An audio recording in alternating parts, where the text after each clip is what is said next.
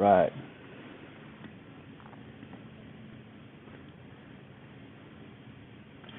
So, hello to everybody who has joined us on the live stream. And this is our first live stream, my first live stream, or like there's a bunch of us. It's just me. So, if things don't work out quite like I hoped, please forgive me.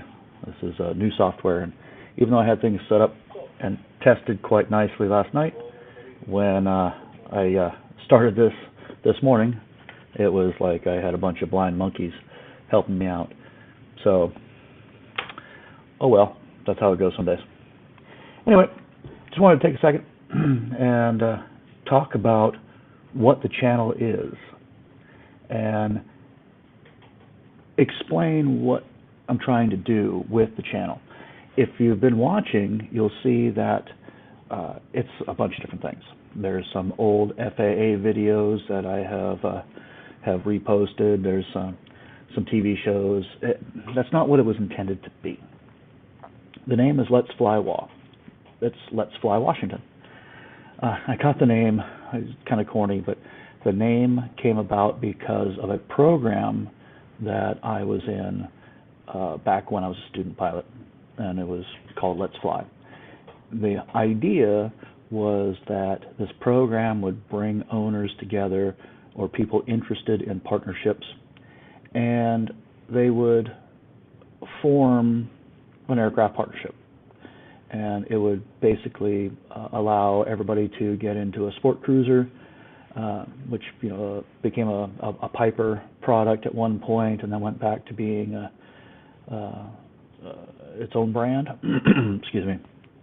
I woke up not feeling well today. My youngest son has been sick for the last couple of days, and I think he gave it to dear old dad, so it is what it is. But anyway, it never really took off. It seemed like a good idea at the time, but for various reasons it just didn't work. So I kept the name because I was a student pilot at the time, about to become a private pilot, and I was really interested in gaining access to aircraft. And after that started to fade, if you will, I wanted to carry on the name Let's Fly WA and show people around my home state of Washington. So, hence Let's Fly. That didn't really work either. Unfortunately, life got in the way, and I ended up not flying nearly as much as I had planned on. So, what happened? So, let me start from the beginning. I am an instrument-rated private pilot. I have been flying off and on since 2005.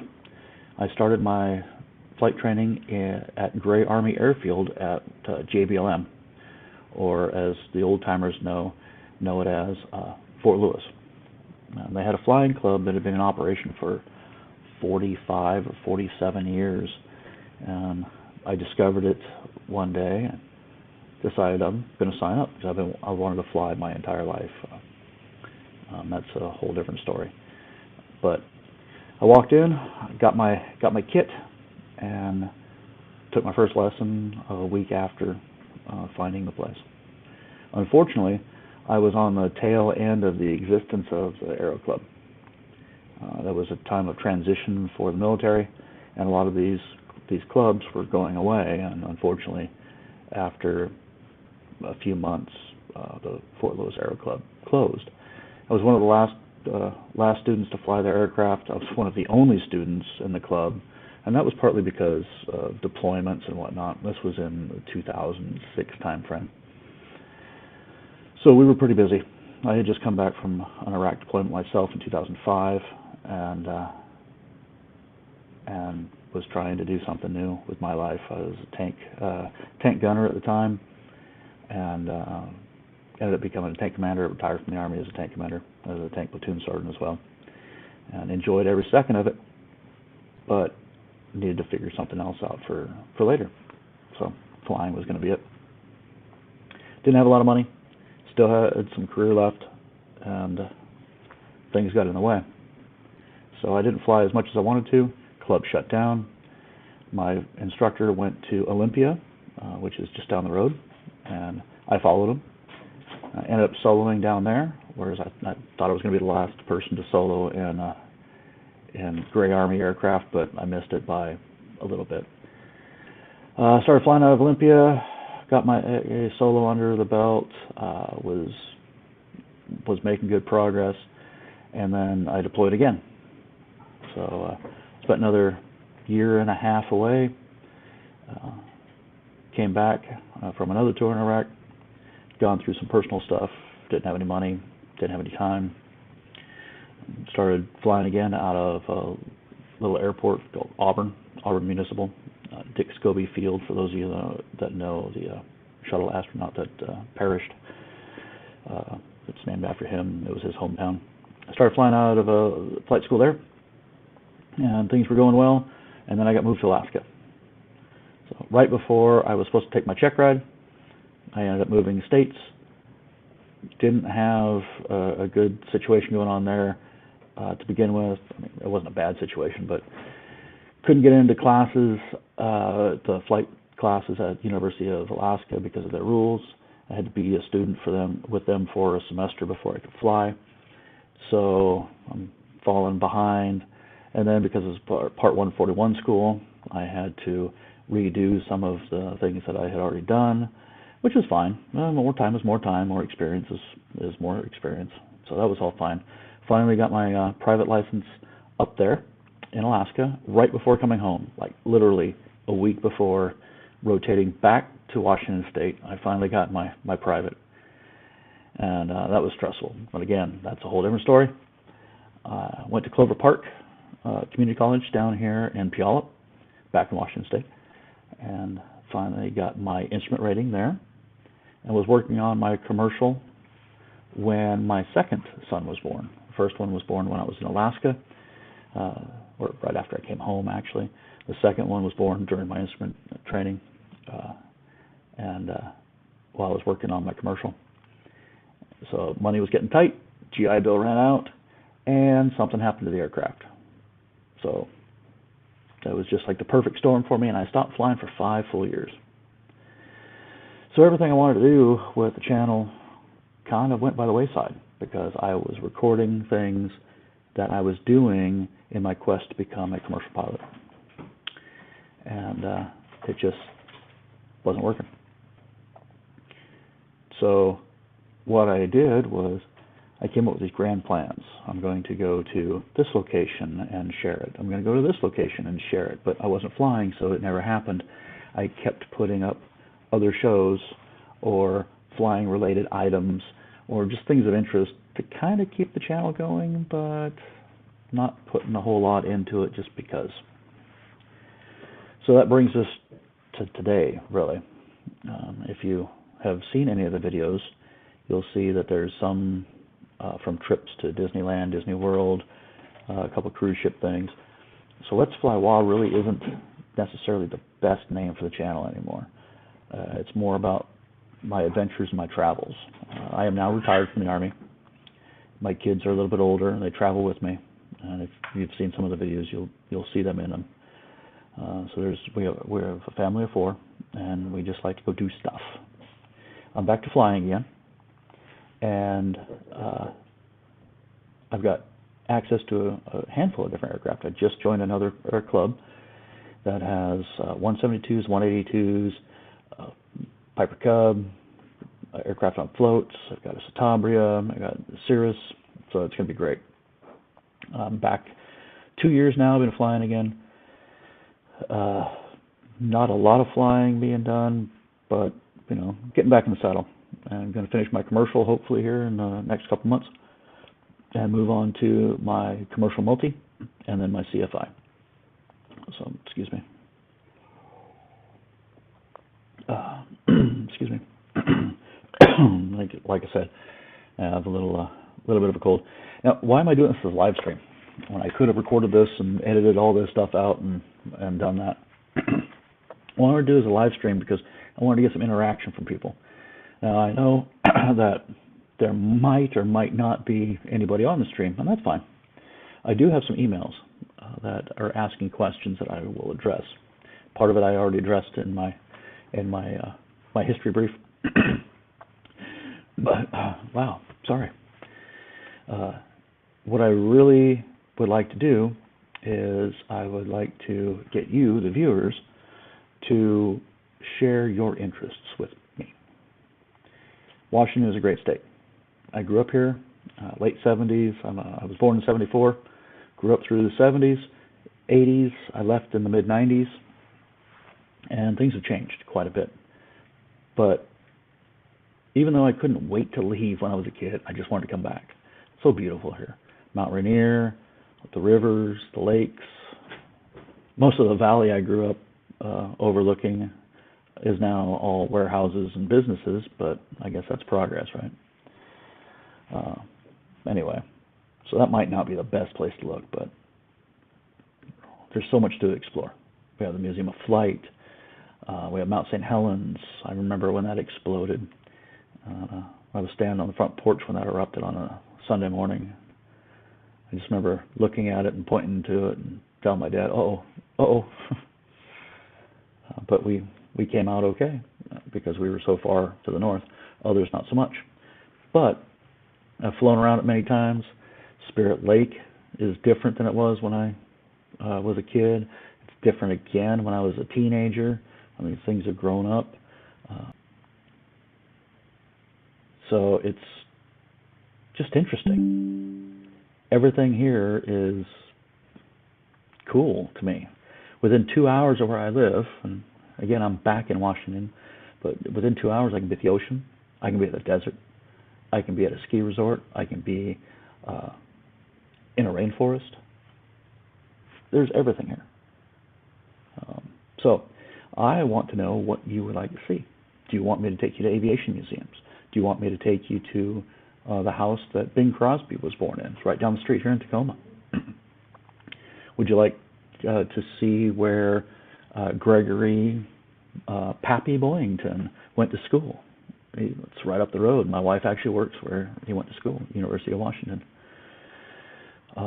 He's my sister-in-law's grandfather, so there's a connection there as well. But I want to know what you want to see. We can also go down into Oregon, Tillamook, the cheese factory. That's a great place to go. Astoria, Oregon. Any Goonies fans out there? You'll know that Astoria is a big mecca for the Goonie fans, and I love going there. I've taken my boys there, and we've had a good time. But you tell me what you want. I'll put it in the comments below, okay? Now, to quickly address a couple of the emails that I have received, I want to talk about what I use to film. And it's old tech in a way, and it's not the best. If you look at some of my videos, you'll see that it can be improved, especially my audio. So my audio, I'm now using external recording device, which I actually left in the aircraft. But the camera I use is an N-Flight cam. Okay, it's made by Contour, and it's actually pretty good. The N-Flight model has the built-in filter, so it will excuse me. It will allow the propeller to look like it's actually turning instead of giving that weird effect you get in a lot of videos. So I'm pretty happy with that. And you can also turn it, so you can mount it like this, you can mount it like this, you can mount it like this, but you can turn and dial in the angle that you need so it looks level to everybody.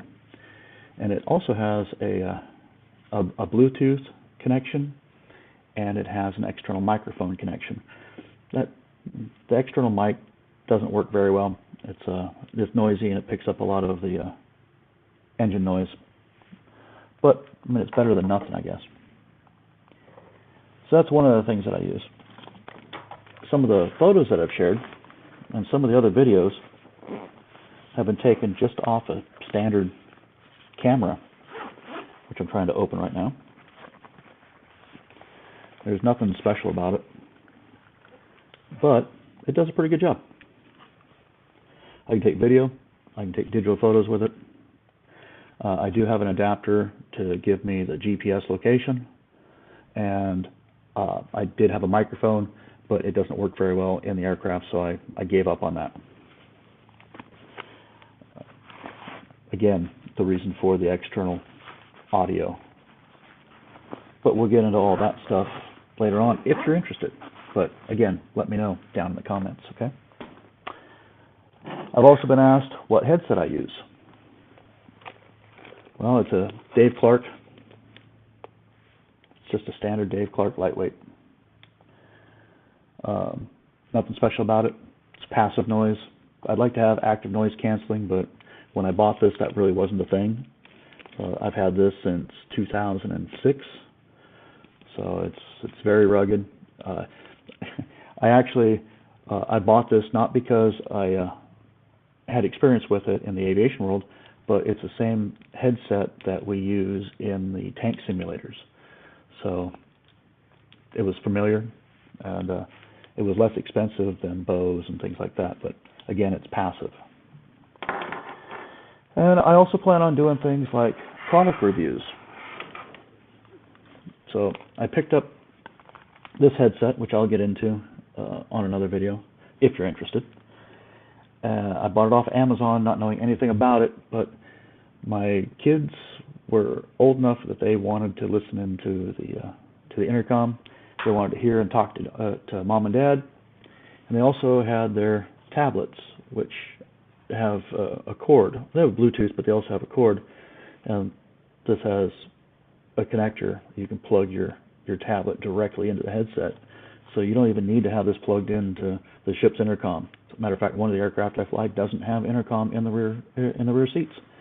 So when we're flying, they still wear the headset, they still get the noise cancellation, and they can plug their tablets in and watch their movies. So everybody's happy. We'll get into that if you're interested on another video at a later time. But again, so I'm just really looking for your input. I've got a couple of people in the audience. If you would like to give me some suggestions as what you would like to do, go ahead and put it in the chat. If not, send me an email. It's right there in the comments. Or just put your destination interest in the comments.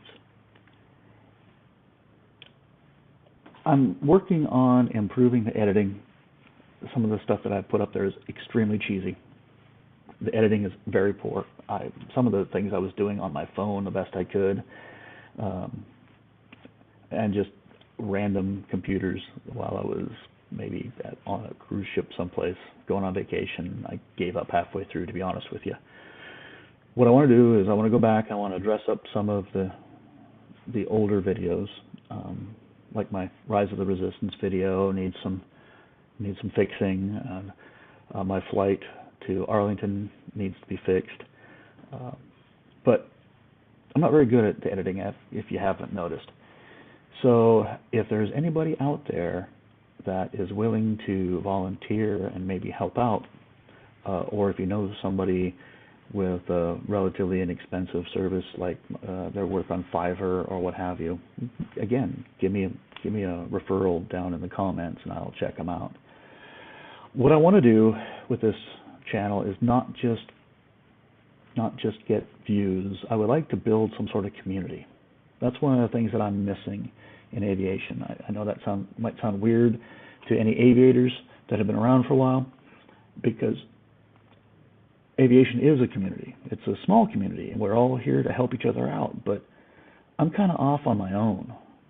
And I would like to get to know people that have a strange plane or a home-built plane or an interest in flying on skis, float planes, what have you. Or if you're not a pilot, you just have an interest and a love and you want to see things that are at the Museum of Flight or at a different aviation museum, or you want to know where you can go camping under the wing of your aircraft, what have you, anything. I want to build this community so we can share with each other all these cool things that aviation can bring. I'm going to end with this thought. I've also been asked many times how I got into aviation. I'll forget the things as a kid and what my dad used to work for a NASA subcontractor and all that. And if you're interested in in his story and what he's done with NASA, again, let me know, and I'll talk about that. But for me, aviation is kind of an escape, really. It's something I've always wanted to do. It's something I've always been fascinated by. I love the stories from people like Bob Hoover and Chuck Yeager and Greg Boyington, all those guys. But when I was going through some rough patches, it was flying that got me through it. Every time I would take off, all the stuff I didn't want to deal with or couldn't deal with was left behind. It was down on the ground. And that might not be the best mindset to have when you're flying, but I mean, I ran my I'm safe checklist and I was good to go. It was just that when I left the ground, I felt even better. For a little bit, I could just look out of the window and I could see a cloud over there, and I could see a bird flying over there. I could see a passenger plane flying either way above me or down, even down below. Look down on a 737. That's pretty awesome. Fly over the lake, down the rivers, see the clouds nestled into the valley, as fog. And it was just nice. And it made it so when I came back and I settled back down to the ground, I was rejuvenated, and I could just deal. And every time I felt like I was starting to lose that, I just get back on the airplane and go again. And I want to share that with people. And I want to share the adventures and the things that aviation has allowed me to accomplish and experience. So, once again, thank you for your time. Those of you on the live stream, quiet bunch today. That's cool. If you're watching this video later, I will check back. So please just put your thoughts in the comment section, good, bad, or indifferent. Put them in there. All right. I want to make this a place where we all can get together. We can all have a good time. We can all share our love of aviation.